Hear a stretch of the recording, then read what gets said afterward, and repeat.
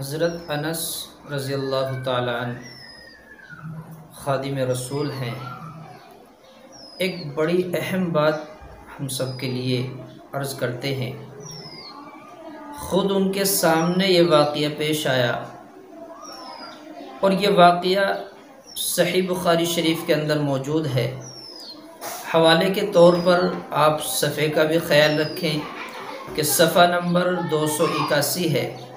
اگر حدیث بھی تلاش کرنی ہے تو حدیث تلاش کریں 2045 حدیث ہے۔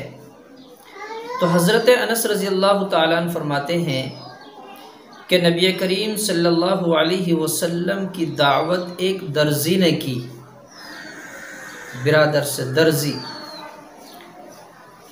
تو میں بھی نبی کریم صلی اللہ علیہ وسلم کے ساتھ دعوت میں شریک تھا۔ جب نبی کریم صلی اللہ علیہ وسلم اس کے مکان پر پہنچے تو اس شخص نے، دعوت کرنے والے نے دسترخوان بچھایا اور نبی علیہ السلام کے سامنے شوربہ، روٹی، یہ دونوں چیز ملی ہوئی جس میں کدو اور گوشت تھا۔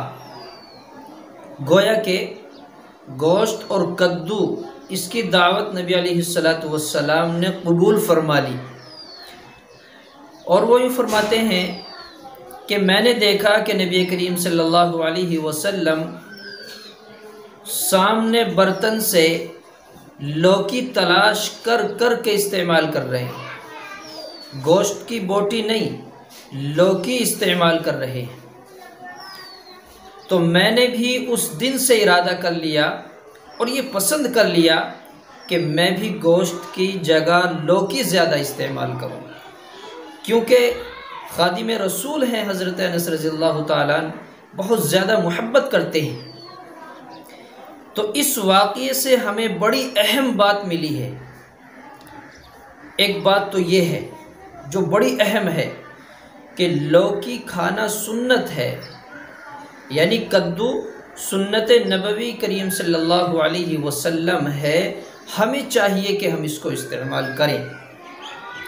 دوسری بات، کتنی عجیب بات ہے، کتنی اہم بات ہے کہ نبی کریم صلی اللہ علیہ وسلم نے دعوت قبول فرمائی ایک درزی کی، برادر نہیں دیکھی۔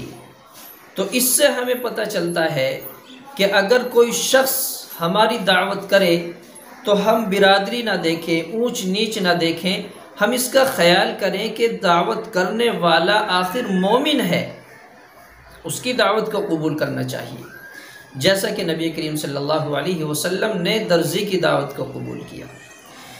ایک بات ہمیں یہاں سے یہ ملی کہ نبی کریم صلی اللہ علیہ وسلم نے جب لوکی کو پسند فرمایا، اگر کوئی آدمی کسی سے یہ کہا جائے کہ لوکی کھاؤ اور وہ انکار کرے کہ لوکی مجھے پسند نہیں ہے، تو اس کی ناپسند کا مطلب یہ ہے کہ اللہ حفاظت فرمائے۔